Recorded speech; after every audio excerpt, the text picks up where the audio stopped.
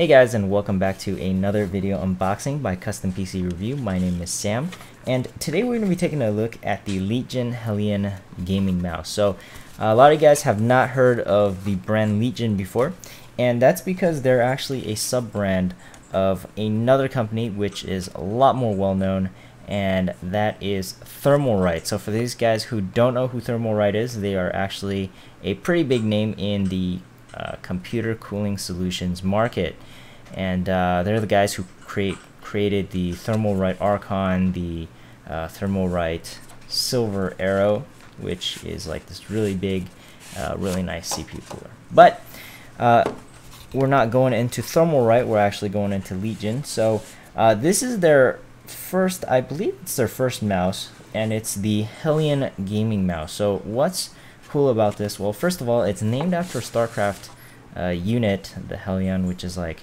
a lightweight vehicular unit, and so this is probably going to be meant for Starcraft. Well, it's pretty much marketed as a RTS gaming mouse, and you'll see in a little bit why it's named that. But onto the mouse itself, we can see there we've got couple things. So just making sure that box is empty, and right there we've got some feet. So that's actually pretty cool in case you use your mouse a lot and the feet start to deteriorate or anything like that. You got an extra set that you can just pop right on there and it's good to go.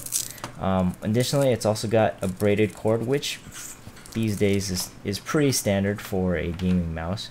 It's pretty long as well, and at the end there you've got that gold-plated connector, and it seems like everybody is pretty much using gold-plated connectors these days, which is cool.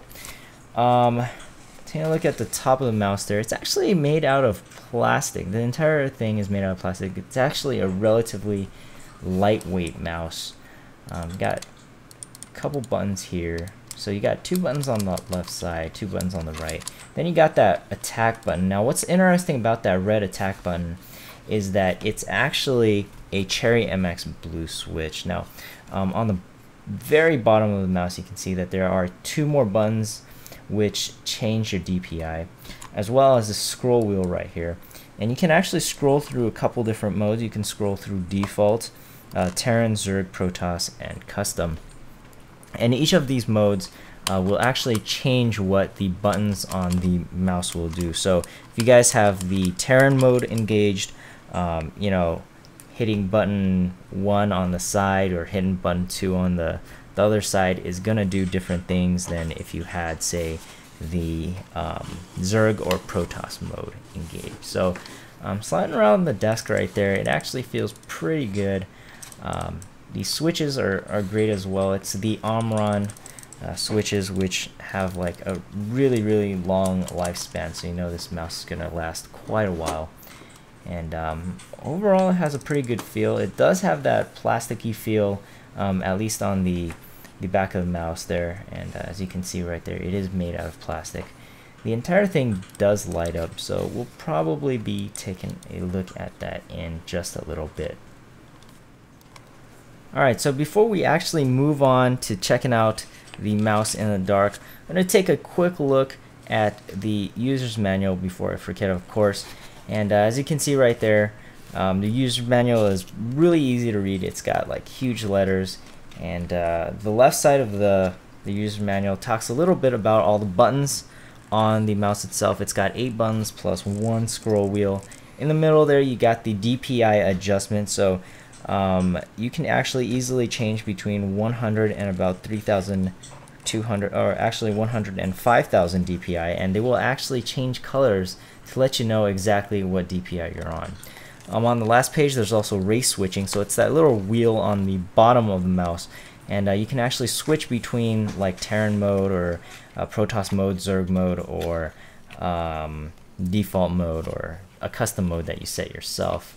So that's pretty cool. Taking a look at this mouse in the dark, and oh my god, it looks absolutely fantastic.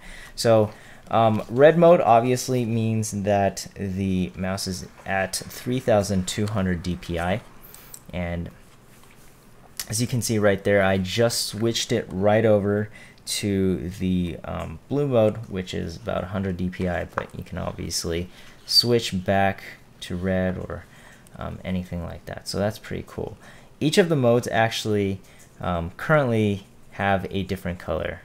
So as you can see right there, it's switching through because I'm actually flipping the switch on the bottom, but you can also change the DPI via the two buttons at the back of the mouse. So it's not, you know, if you're using Terran or something, you don't have to use 100 DPI or anything like that. But currently we are set to that DPI right there. It looks pretty good. It's got, you know, a good even lighting in the back. It's very bright. Definitely looks like a great great mouse right there. It's got some lights on the side, and actually looks really cool. So right here we can see the wheel, and as you spin the wheel, it actually does change colors. And of course, remember, these colors do reflect the DPI setting, not the not, you know, which race is which or anything like that, you know. So pretty much that's it. Let you guys take a look at the wheel again there, and that's all I got for you. So got a couple more product shots for you guys to check out if you are interested.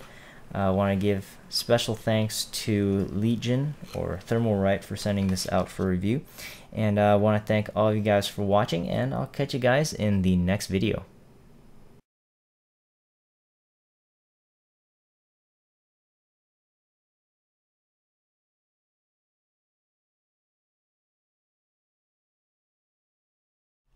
Hey, how's it going, guys? It's Sam back here again with another video for you guys, and today I am going to be announcing another giveaway because I really like to hook you guys up.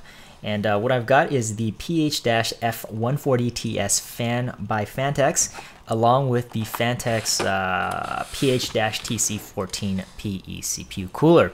So as you guys all know, this is probably one of the best CPU coolers on the market today. It certainly is the biggest.